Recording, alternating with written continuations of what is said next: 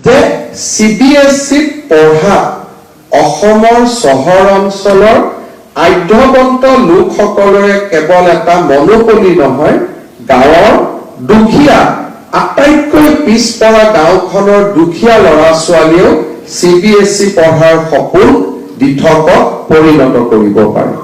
আমাৰ সমাজত ক'ব নোৱাৰাকৈ আমি এটা ধাৰণাৰ সৃষ্টি কৰিছো যে ধনী মানুহৰ ল'ৰা ছোৱালীয়ে CBSE পঢ়িব আৰু দুখীয়া মানুহৰ ল'ৰা ছোৱালীয়ে প্ৰাদেশিকৃত বিদ্যালয়ত পঢ়িব। ধনী মানুহৰ ল'ৰা ছোৱালীয়ে ইংৰাজী ভাষাত পঢ়িব, দুখীয়া মানুহৰ ল'ৰা ছোৱালীয়ে অসমীয়া ভাষাত পঢ়িব। ধনী মানুহৰ ল'ৰা ছোৱালীয়ে ইংৰাজী ভাষাত পঢ়ি আকাশ চোৱাৰ সপোন দেখিব পাৰিব, দুখীয়া মানুহৰ ল'ৰা ছোৱালীয়ে অসমীয়া ভাষাটো ধৰি ৰাখিব লাগিব। সমাজৰ অদ্ভুত নিয়মত অকল মাত্ৰ কিছুমান মানুহে যে তাক মানে তেনেকুৱা নহয়। মই দেখা পাওঁ যে যি মানুহে নিজৰ ল'ৰা ছোৱালী নাতি পুতি ইংৰাজী মাধ্যমত নাম লগাই পঢ়ুৱাই আছে, তেওঁলোকে চৰকাৰক এক প্ৰকাৰ দাবী ধমকি দিয়ে যে দুখীয়া মানুহৰ ল'ৰা ছোৱালীখিনিক কিন্তু তোমালোকে অসমীয়া মাধ্যমৰ স্কুলতে পঢ়াব লাগিব। সমাজৰ এই অদ্ভুত নিয়মটোৰ উত্তৰ মই আজিও বিচাৰি নাপাওঁ। কেতিয়াবা আমাৰ সাংবাদিক পেপাৰৰ সম্পাদকসকলেও অসমীয়া মাধ্যমৰ কথা ডাঙৰ ডাঙৰকৈ লিখে।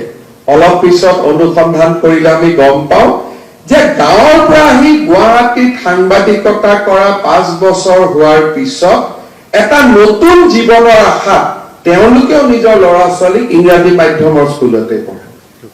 ব্যক্তিগত জীৱনত মই কৰা ভুলটো বুলি যাক মই ভুল ভাবো, মই নিজে ভুল নাভাবো, কিন্তু ব্যক্তিগত জীৱনত মই নিজকে এটা ভুল কৰা বুলি অনুভৱ কৰি মই শুদ্ধটো বেলেগৰ ল'ৰা ছোৱালীৰ পৰা আশা কৰি থাকো। এনেকুৱা ধৰণৰ পাৰ্থক্যৰ মাজত আমি জীয়াই থাকো।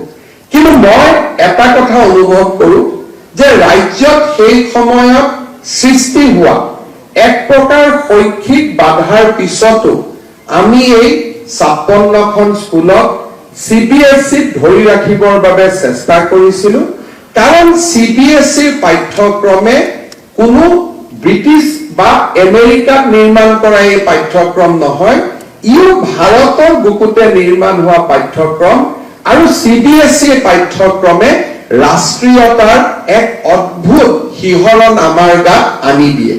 আৰু CBSE পাঠ্যক্ৰম কোনো বেলেগ মানুহে নিৰ্মাণ কৰা নহয়, আমাৰ অসমৰ কেন্দ্ৰীয় বিদ্যালয়বিলাকত ইমান দিনে CBSE পাঠ্যক্ৰম চলি আছে আৰু কি বহু দিনৰ পৰা চলি থকা এটা পৰম্পৰা। পাৰ্থক্য এটাই, এসময়ত ই নগৰীয়া আভিজাত্য আছিল, আজি আমি তাক গাঁৱৰ পিছপৰা ব্লকটোলৈকে লৈ গৈছো। এসময়ত ই আধ্যবন্ত লোকৰ আভিজাত্য আছিল, আজি আমি তাক দৰিদ্ৰ আৰু পিছপৰা শ্ৰেণীৰ লোকৰ বাবেও আমি তাক মুকলি কৰি দিছো। অৱশ্যে ৰাজ্যৰ ভাষাৰ প্ৰতি আমাৰ দায়বদ্ধতাৰ প্ৰতি আমি সজাগ, আৰু সেয়েহে এই আদৰ্শ বিদ্যালয়ৰ সংখ্যাও আমি 126খনতকৈ আগ নবঢ়োৱাৰো আমি সিদ্ধান্ত লৈছো, যাতে প্ৰত্যেক সমষ্টিত এখন আদৰ্শ স্কুল থাকিব পাৰে আৰু 126খন আদৰ্শ বিদ্যালয় আমি ইয়াক সীমাবদ্ধ কৰিব খোজো।